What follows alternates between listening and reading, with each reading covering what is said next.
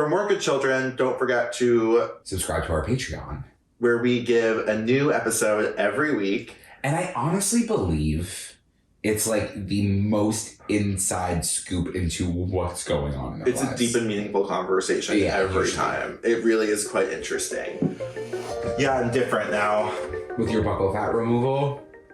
No, like I'm different. Like it's 2011. Like, you know, I'm like edgy. Cool. I like have Tumblr now, and like, yeah, I'm drinking black water. And you're wearing beanies. You have no idea what this is? You've never seen this before? I honestly don't remember it. DSLR camera, black water, Doc Martens, like bruised kneecaps, fishnets. What is the black water? I have no fucking idea. It's just black. Dyed?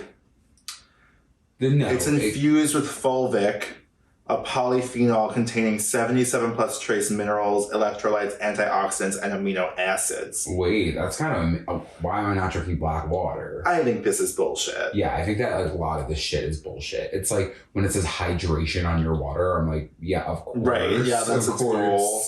Zero dyes. Usually $5.50 for the pH balanced water. Yeah, sure. No, I'm like, okay, all water is pH balanced. Like, I'm not gonna fucking fall for that shit. No. But I love Essentia. Yeah. Happy Easter.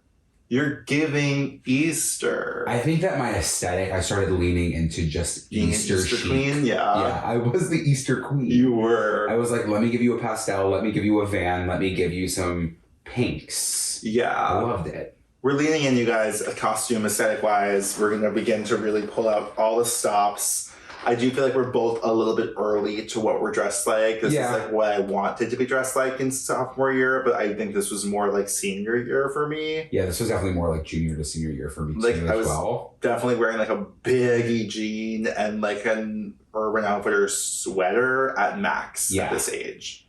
I was wearing just the same lacrosse sweatsuit. You love the lacrosse sweatsuit. I was good in sweats. I was happy in sweats. You were. What changed? Oh no, you're still in sweats. Yeah, I'm definitely walking around town in sweats. And something to put into perspective of like, ooh, I should be wearing the sweats. 24/7 foul mifted it up. You know? And then people are like walking past me like actually like in a full head to toe beautifully curated outfit. No, that's like classism and shit. Like you can wear sweatpants if you want. I'm not going to, but you can. Yeah. No, I get it. Thank you. And I own it. You own it. Always. Mm-hmm. Good children. Hey guys, and welcome back to Good Children, the podcast. We're hosts Joe Hegyes and Muscarella. Reflect on our 22 years of friendship, growing up in the late 2000s, early 2010s, and all of the nostalgia and social media trends that came along with it. This was the dawn of it all. This was the dawn of the Aquarius. It was the dawning of the age of Aquarius. Yeah, because we're about to enter Instagram. And once Instagram hit the surface, so did my anxiety. Yeah, for me, it was all posted. You weren't anxious until 2010? No. Oh, no, I think I'm realizing lately that I was just a product of anxiety. At all times. At all times, but I think that social media created a different form. See, I literally... performance. You know me, I love it. I literally love it. I know you love it, and it's been a catalyst for you. Mm-hmm. For me, it's just been like, scary wary, spooky dooky, cheesy weezy, ookie. What was that? That was a ookie. Ooh. Yeah, I haven't used that one in a while. That's funky wonky. Yeah. So, what are we talking about today? Today we're talking about 10th grade. We're talking about, similar to every other graded episode, the style trends, the pop culture trends, what was going on in 2011 to 2012. I think that what was going on? I think that we were in a really weird time. We were preparing for the Olympic Games. Really the dawn of Tumblr. What, once I fucking got a hold of that, my first MacBook webcam, the rest is history. Someday I'll be living in a big old city. Harry Potter accent challenge. My name is Joe. My username is Big Black Horse. Look this way. Said, hey lady, will you marry me? I'm gonna vlog. After that, we did this 9/11 memorial in front of the school, and it was really, really cool. Yeah, we have a lot of troubling things to talk about today. I have a lot of troubling things. I think the 10th grade also was like the time of, I know that body has always been the thing, but like 10th grade specifically with like body already, dating, not out of the gate. body, Dating and body in 10th grade. Like things got real when you turn 16. Like we're 16 now. No, I'm turning 16. You're turning 16. We're 15 going into 16. Oh my god, it's the age of 16, 17 years. Going on. That was 16 to 17. But that's fine. That's totally fine. Don't beat yourself up over it. No, and the thing is, what I've learned is I don't beat myself up. So, yeah, I think that you're right. This is a very pivotal age. Pivotal. You're back for another year of high school. Mm-hmm. Is it going to be better? Is it going to be worse? Is your mom going to threaten to take you out of your Catholic high school? Or are you going to stop in a Dunkin' Donuts parking lot about it? Maybe. And that's all ahead of us in 10th grade. Great. Do you have any memories from this time in your life? Did you do anything? Was I doing anything? You asked me this question. I'm always doing something. What were you doing? Oh, 10th grade. Oh, it came back to him. Oh, it's 10th dark. 10th grade was actually... I'm pretty sure 10th grade is when I started playing the bagpipes. 10th grade's on... Is that when the Hunger Games came out? Yeah, for sure. Are we in 2011? Or 2011. Yeah, it was March 21st, 2012. Yeah. Oh, I'm going to get really dark and vulnerable this episode. Okay, that's fine. Almost the darkest I've ever gotten. Okay. Oh, that's really scary. Yeah. I don't think it can get any darker. It can. It can. It can. Yeah. Trigger warning. Trigger warning again. We'll just say that at the very least. So what's your favorite memory from 10th grade? My favorite memory from 10th grade was just probably like... I don't know if I have any good memories from 10th grade. It's just a really fucking bad year for us. It's a really tough year for us. I think that like, no. Again, 10th grade also for me, like we were different people. And like, this is where I was like, oh shit, it's no longer, we can't joke around anymore. Like grades are important. Like what I'm doing is important and I'm building Were you taking like a version of myself. PSAT? PSATs. What was that like for you? Oh, I flailed it. Like literally, it was so embarrassing that we took. You had like practice test anxiety? Yeah, I mean, like we all sat in that little damn auditorium. They're like PSAT day, and then we took it. Growing up, you were shitting on the Joe, I can't even. I won't obviously say what I got, but all I'm gonna say. You're not gonna say it. You still to this day can't say it. On your PSAT, you're afraid to say it. You want to know what I got out of 2400? Yeah. I got a 1040. Okay. I'm sure there's listeners who've gotten similar grades. I agree. And honestly, that kind of means absolutely nothing to me. Yeah, because grades are just a metric of like stupid. Of just how you can test. Yeah. But yeah, that definitely made me spiral a little bit in 10th grade for sure.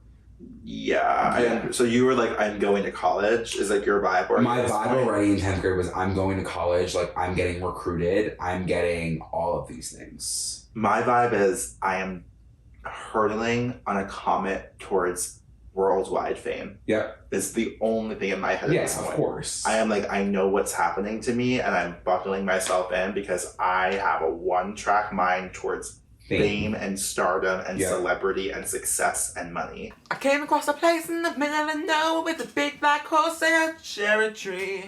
Mm-hmm. And that was it for me. Yep. I was not thinking twice about the PSAT, and I remember taking it and saying, "This is so fucking stupid." That you probably got like You probably got like a. I could have 1800. Possibly tell you what I got on that. I know. I probably could. You probably could. I'm sure that you actually literally could. That was the thing. I was obsessed. You were obsessed. You were like, "What you got?" You were always the king. I was the what did you get her? And I was always like, honestly, like we shouldn't tell each other our grades. And I'm like, you're kind of right. You're kind of right. And you're like, that means he did bad. This was a time when there was one canned beverage to rule them all. And I'm not talking about Four Loko. I'm talking about something that my mother said I couldn't drink, was frowned upon by many, felt weirdly edgy, felt very cool to drink, was a little bit spooky ooky in branding and packaging. Do you know what I'm talking about? Was it Sundrop?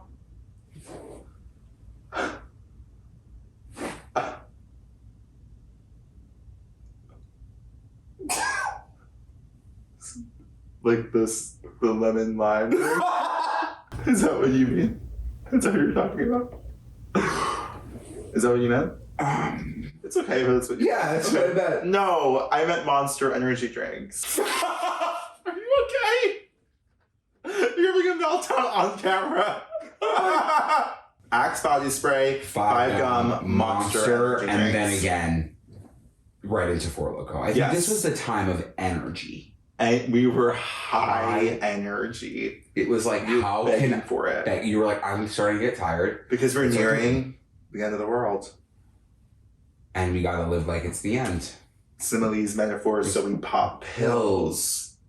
Thank God I didn't listen to that lyric a little too You would have been early. popping pills. I would have been popping You would have taken pills. 4 Advil. Yeah. I just feel like I remember drinking my first Monster at Rockin' Horse Ranch, like on vacation, Yeah. and I remember thinking I look so fucking cool drinking this energy Mhm. drink. Like everyone must think I'm so old. It was like alcohol. It felt like It felt you like were drinking I guess it was alcohol. like a heavy dosage of caffeine for a young child, a young person to be drinking. Like Yeah. I remember there was a buzz. Yeah. And now whenever I have like a Red Bull, the taste I taste is just like Monster energy Yeah. from being 13, Yeah. 14. And I'm like, whoa. And it was like black can. Oh, this is also the time of BBM. Now we've hit it. We are in a stride with blackberries. I feel like freshman year, they were beginning to be introduced. Mhm. By sophomore year, every single 15-year-old was behaving like a businessman. Yeah. Why did we have blackberries? It was like so thick. It was like The little bowl. The bowl that bowl that my thumb would just roll that on. sensory experience of rubbing that ball That was back and forth with your thumb. Oh my gosh. Mm. Playing the games. And then playing you could like Snake. customize yours. Like, did you ever pop your ball out? I wasn't popping balls. I was popping my ball out and replacing it with a different colored ball. You were coloring your balls. I had many colored balls. Many. And different colored ball holders. Ball securers. Like You were wait. That's fully nuts. modifying. It was like I was modifying a car, but it was my BlackBerry. Wow. No, I had the most simple version of a BlackBerry possible. I just wanted it to Why were To we call BBM? out- What compelled? Like, this is the dumb shit. because I think it was mostly for the it was just mostly for the messages. I guess it was instant messaging for the first time. Instant messaging, the pinging, the I everything. lived to ping. I lived to ping. I lived to ping. Remember when Amanda, my older sister, broke up with her first boyfriend, and you immediately accidentally pinged him on BBM within minutes of them breaking up? It was mortifying. Mortifying. You said, Amanda. So what I was doing was like, oh, Let's see if he updated his status. Like, what does the status look like? And I immediately kicked ping. And I was like, how do you go on from this? Yeah, how did you? Like, my best friend's sister's now ex-boyfriend Just I got was pinged. by me. I'm like, now what? This sucks. But this was also the dawn of my cupcake business. Oh. But I really, again, like, yeah, I got everything from the chocolate duck. I was piping. I was getting little accents. I was coloring the frostings. I was making purple velvet. I was making red velvet. I was doing it all. What stopped you from pursuing the cupcake industry? I think, like, if I'm being completely honest, Internalized homophobia. And I do believe, like, it was something I was really good at. I was also grappling with the fact that, like, if I was to become a baker full time, I know it would be a really, like, time consuming commitment. I feel like you could have really had a very successful career as a baker. I don't think it I mean, like, it's over. No, when is enough enough? When I'm you're like- gonna pursue you're gonna pursue a baking career and a theater career the next couple of weeks. And a cooking career, and a singing career, and a acting career. Yeah, no. I think that, like, that definitely could have been my thing. And I was known in school, especially for the bake sales, because I was class president at this time. I was making the red velvet cupcakes. Christ, you were like Melissa. You were I our was- generation's Melissa. I was. You were baking those cupcakes. But instead of being the smallest cupcakes you've ever seen, they were the thickest, thick, most dense cupcakes. Oh, they were. They You made me were. those purple velvets. I I'll made never you. forget. With the yellow The yellow frosting, the little like the little flower. Yeah. Literally stop. Stop. That's sweet. So sweet. Like, I did have that sweetness to me. You had a sweetness. And you for sure Had a spice. had a spice. 2011, like sophomore year, The Hunger Games is coming out. It's no longer a joke to me. My life is no longer for me. It is dedicated to Jennifer Lawrence and Suzanne Collins and Francis Lawrence, the director of that first movie. I have such limitless things to say about this entire time of my life. I had become stricken with a fever that was incurable. Yeah. And it was literally the countdown to March 21st, 2012. The fact that I know the day The Hunger Games came out and I will never forget it. You want to know why? Why? It's so dark. No, I don't know if I honestly got this dark on the podcast. Oh, geez. What do you mean? Like, it was like, you know. How dark? It was dark. Okay. Okay. It was like really dark. It was dark. It was like so dark. I think I'm saying it in too casual a way. Okay. Going. So anyway, this was also the. Can you stop looking at me like that? We're resetting as a result of the fact that The Hunger Games was coming out. This was the year of the Long Island Hunger Games, and we've heard your devotional roars for more of this story. And listen, like, there's a lot more to the story. So I want to first and foremost give some credit to the creator of the Long Island Hunger Games, Kyle Garrity, who was aforementioned in the previous episode as also the founder of the Order of the Phoenix. A lot of foundational work was done here. Let's just pull up to the Sam Sosa Park. I want to say, like, we drove.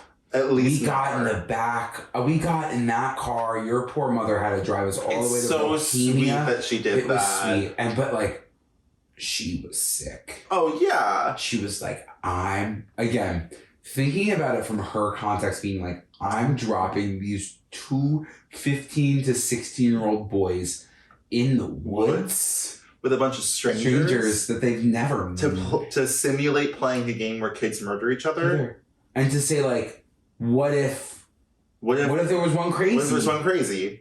As there always is. There's always a crazy in the woods. The thing is, I was the crazy. Yeah, like that's what she failed to realize. No, I can't imagine that experience for her, but we did get up there. Did we talk about this? How someone was sucking dick in the parking lot? There was an affair happening. Oh my god! And we're like, what's going on in there? Me, you, and my mom were parked waiting for everyone else to show up, and there was a woman sucking a man's dick to the right of us in the next door. And we're like, all right. And my mom was like, oh my god, he's having an affair. And we were all just watching. And we're like, I feel like he like turned. Yeah, he definitely saw us watching. Yeah, and I think that energy set the tone for the rest of the day. And it was I would say it was like was it like not like a 5-hour day? It was a 5-hour day, and I will say I kind of can remember the feeling I had when I showed up. And it was doom and dread. What the fuck am I doing? You just say yes. This is a lesson. I was like, that was my lesson. I was like, I say yes to everything. I feel like it was also like a little bit cold. Yeah, it was like definitely winter. It was definitely winter. And I was like, I don't know any of these people. I definitely had like a little bit of anxiety. I'm like, the rules needed to be explained. We're in the middle of the woods. I remember it was also my first time meeting Tumblr friends in real life, because there were some people who were going who I knew from Tumblr who I hadn't met in real life. And just to really double down here, my social life was on Tumblr. Like, I had many friends 10th grade, but they were 99% on the internet. Like, I had so many of them. So I was finding opportunity to bring those friendships into real life because I desperately craved actual friends. And I feel like in a lot of these situations, I was always there with you. Yes. With you meeting your Tumblr friends. You're my security. And this is my friend Andrew. And then nothing's ever changed. Yeah, no. Literally, hey. I'm still to this day being like, and here's Andrew. Like, hey. I'm always right behind you. But yeah, so the games start. Well, yeah, we walk about like 3/4 of a mile into the woods first. The rules are being explained as we walk. We're standing in the circle of the cornucopia. And we talked about this before, but I think it's worth repeating. we all had to put our own backpacks filled with our own belongings, including our cell phones, into our bags. Maybe we kept our phones into our bags and then put them in the center of the cornucopia. Mm-hmm. And there was an opportunity for someone to steal your bag and you would have nothing on you in the middle of the woods. And you know my bag probably was packed with snacks. It was. We had a lot of granola bars and shit. No, like we were pretending like we were gonna be in the woods for as long as that they were in the Yes. Oh yeah. I mean, I felt like we were. Yeah. Bum, bum, bum, bum, bum, Do you think that bum. we ate? I think that like we cleared through the box. The snacks were gone immediately. Immediately. I just I'm remember stress being eating. like, all I was worried about was getting my bag. The countdown happens. There was a game maker who was not playing, who was orchestrating the entire thing. Very selfless to do that. Very. I kind of like. You would do that next I time? would be the. I would. Next time. I think we host a Long Island Hunger Games. Someone would kill us. I know, that's my concern. The cornucopia, the countdown happens. We make a dash. It's like downwards, right? Yeah. It's like a hill. Just The hill you run down. And the rush that I had, the adrenaline that went through my I don't think I've body. ever felt that good in my No. entire, ever again. No. That was it. Because at that point, you're like, I could oh, not- I'm an athlete. I'm an athlete.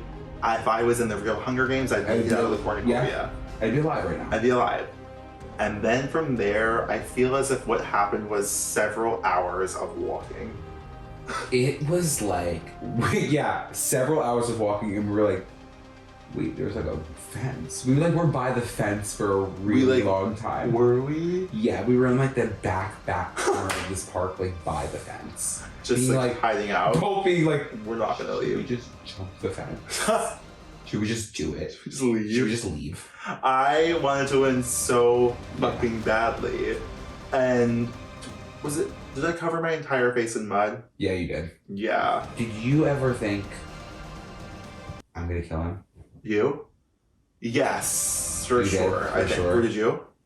I don't think I did. I think if I had to came get to down that to the point, two of us, yeah. yeah, of course. Yeah. But like, I was wasn't like, trying to kill you until the last possible no, 'cause I was second. like, I can't lose Joe right now. Yeah, what would we do? Like, I couldn't. imagine. We needed each other. I can't even. And then we started like, We neared the cornucopia again. We went back. but we would get text Oh, messages. because it would also be like tracker jackers are released in quadrant 4. So if we were in that quadrant, we'd have to move, yeah, right? Like there was like that shit. Like we couldn't camp out for too long. Nope. People start dying. We start getting texts that Trippy's have been eliminated. Mhm. Shit's going down shit is in the hitting Bohemian fan. Woods. Yeah. We make our way closer to the center of the action. Mm-hmm. We team up with Kyle. And Kyle at the beginning was so gracious. Mm. He was like a great partner. He was like, I got this. We're gonna be in this together. And then, why did you leave, Joe? Where did you go, Joe? I don't know where I went. I just know, like, You left me there. I left you alone with Kyle, Kyle. and the rest is history. I'll never forget that text. I'll never forget that moment. Tribute Andrew It's been has eliminated. been eliminated.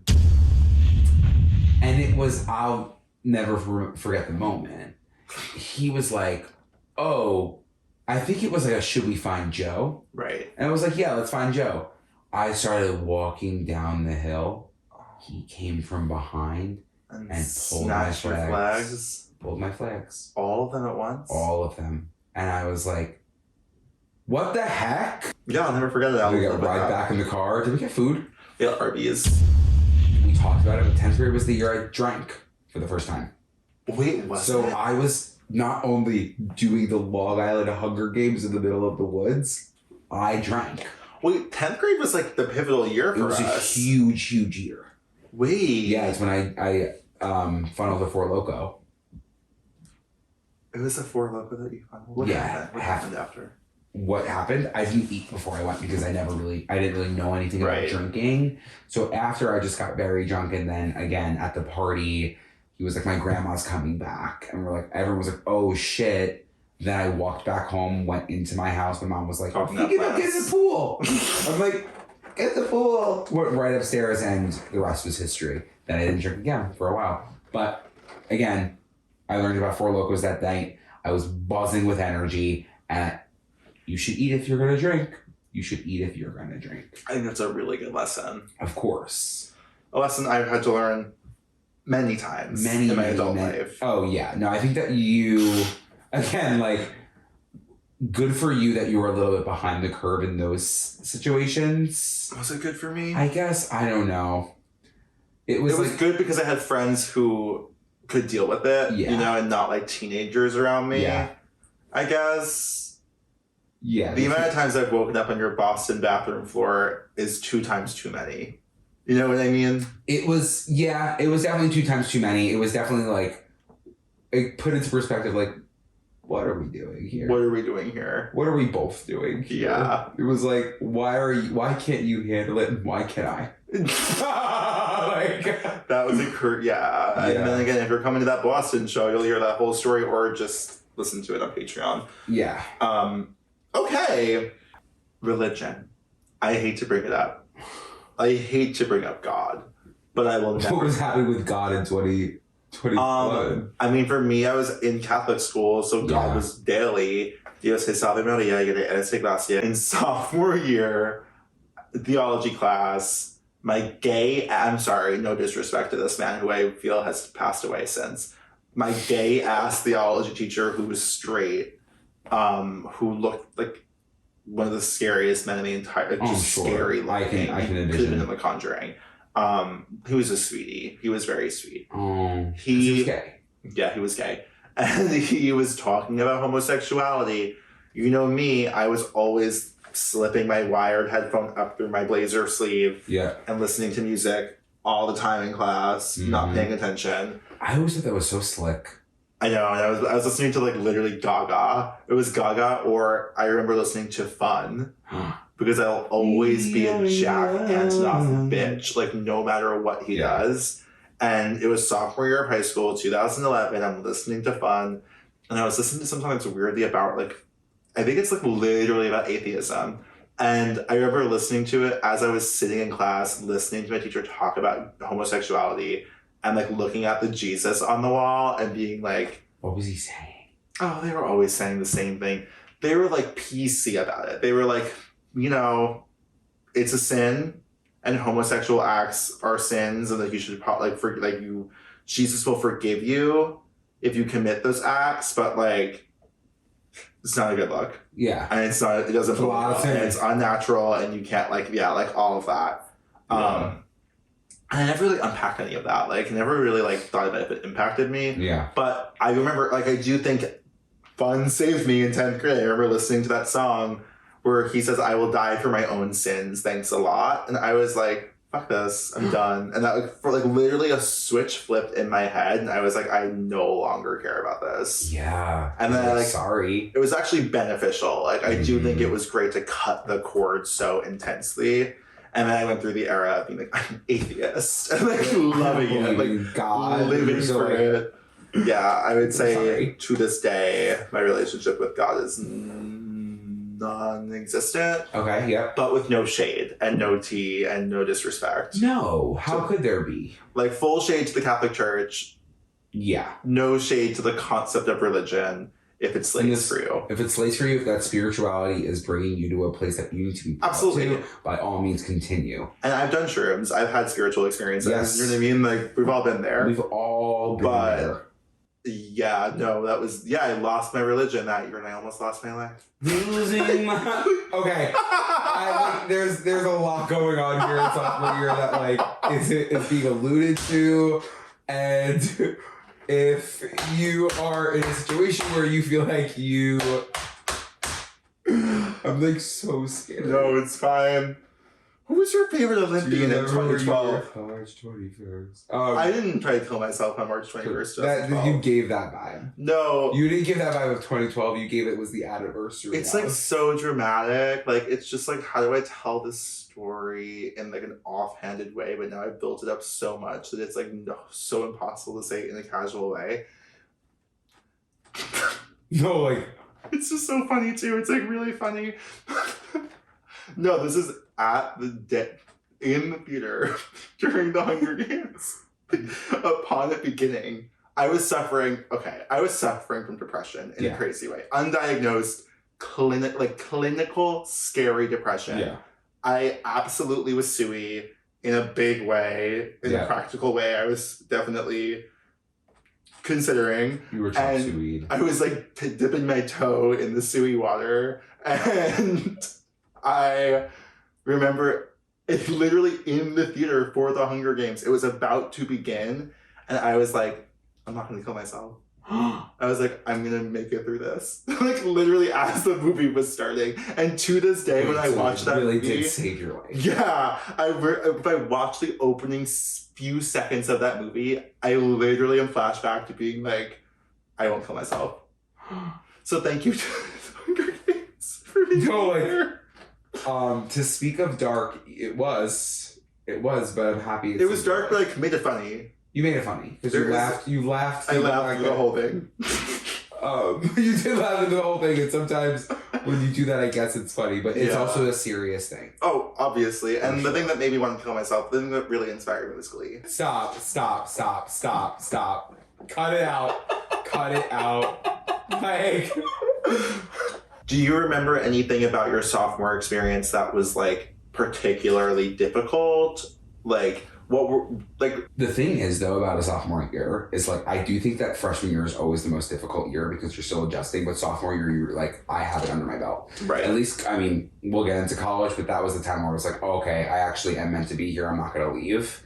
Sophomore year in high school, though, was more of like I'm trying to figure out who I am in this space. Right. And what my thing is going to be. Like, again, I was resume building, but I also was at this time so focused on being good at something, and I found it in lacrosse. I need to prove myself here, whatever. And this was the moment, and I've said it before, it was when I was brought in. They brought me up to the varsity. I started playing. I won the first 3 games for them for the entire season.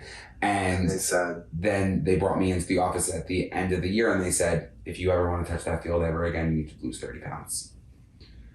And that was the first time for me where an authority figure in my life had the audacity to talk about my body in front of my face and to clearly to other people about like what they thought the version of me should be. It's and so I wasn't good enough to, because the people that were either below me or above me were the ideal archetype of the body that they thought should be there, and I wasn't, even though I was better than them, but I could have never been acknowledged for that because I didn't fit the mold of what they wanted. It's so crazy. And I think that actually has literally traumatized me and of course has been taken into genuinely anything that I do. Yeah. So it's tough, and it comes right back. It's just crazy that anyone, especially I've never experienced like the athletic side of it, but like the way that people feel ownership to make any comments on anyone's bodies, like I feel like even we were at this age like willing to joke about each other's bodies and like call each other fat and like make jokes like that, and how harmful that even must have been for the two of us.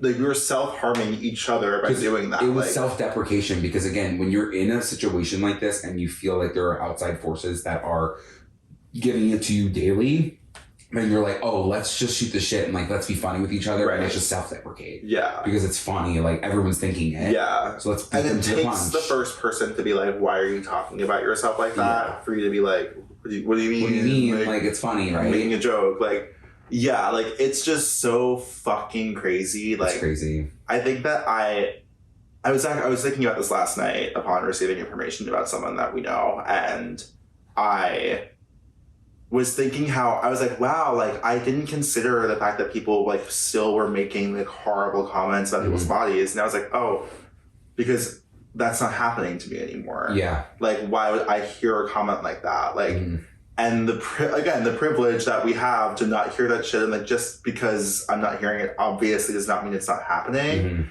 And I know it literally freaks me out. It's like it really freaks me out that kind of conversation is happening, especially to a teenager. Like, it's so insanely harmful. Again, like you were chop suey. Like, not that I was, but like, we're all a little. we're all like, again, when you're in high school, you're always on the edge. You're fragile. walking on the edge. You're literally like, I just want to be validated and I want to be told that I'm good. And like everybody, like, again, some people were like, whatever, but like I was somebody who was like, you knew that I wanted positive affirmation. Like, nothing about me was being like, beat me down. Right, yeah. Or saying it in a good way, but hearing it from like old men. Yeah. I'm like, no. It's so disgusting. So disgusting. There's no place for it. No place for it. And again, this is a good learning lesson. Not to say that we have old men listening, but like, don't comment on people's bodies. Literally, period, point blank. Do not comment on somebody's body.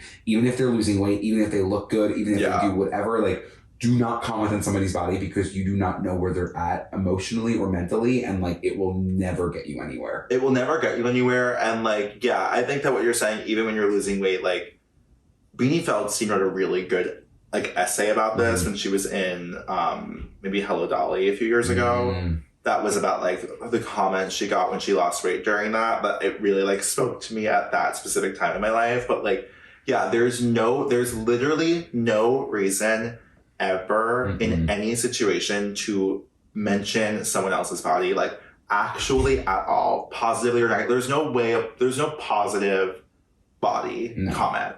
Like, I don't care what you're saying. You could say someone's beautiful, you could say someone's hot, their body's sexy, but like, especially in a period of change, to be like, oh, you look really good. Like, that is so, like, it is not a compliment. Because the most intimate relationship you really have is like with your body, and like for somebody else to like make a comment about your body that's not theirs is like, whoa, that's insane. Yeah, like, that's it's like invasive. You're kind of like, why would you say that about me? And it's like, especially in the gay community, especially for women, like, I think also for straight men, but they just refuse to actually process their emotions or talk about it. Like, the way that we're validated for changing and conforming to fit beauty standards, like, the value that we put on bodies is so fucking ridiculous.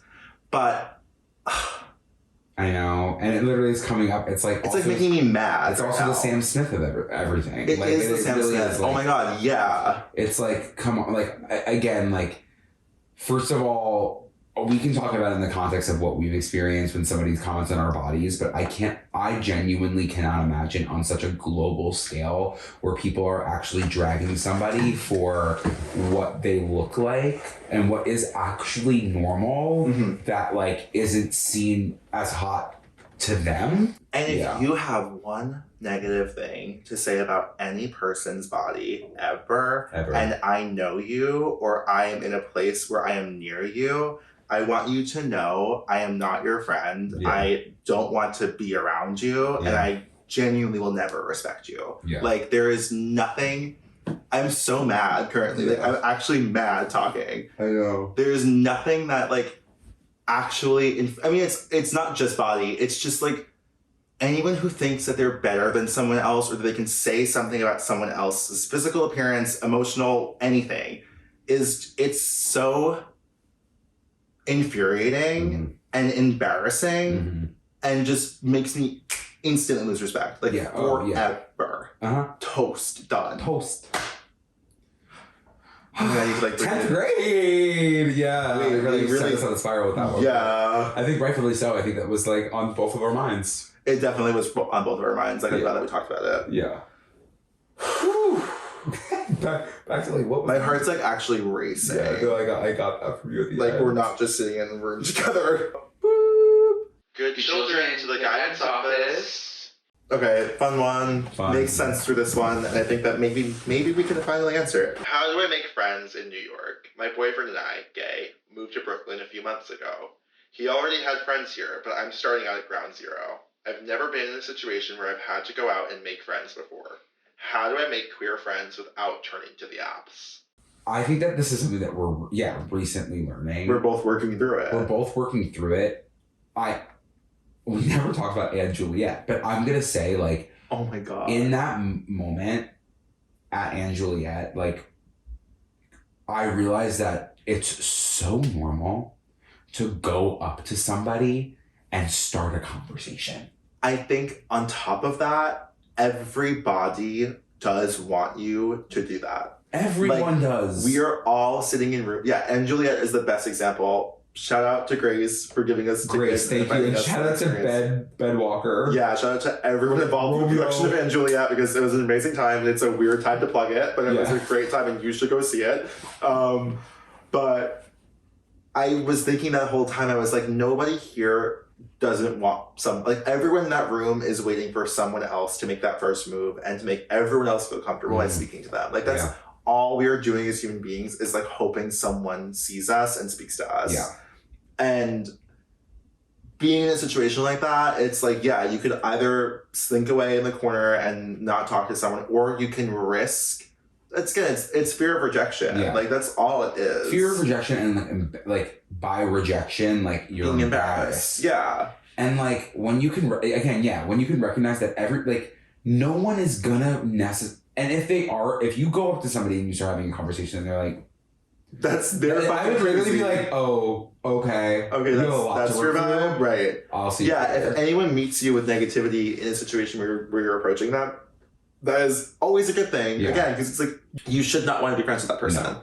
But in terms of queer spaces, though, are difficult. I understand where you're coming from, because it is like, how do we bridge this gap of not feeling like you are or hitting on somebody? Yeah.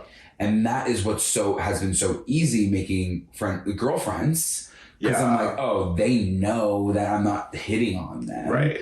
I think you're also putting pressure on yourself to make friends immediately. Yeah. So you moved to New York a few months ago. Oh. I'm sorry.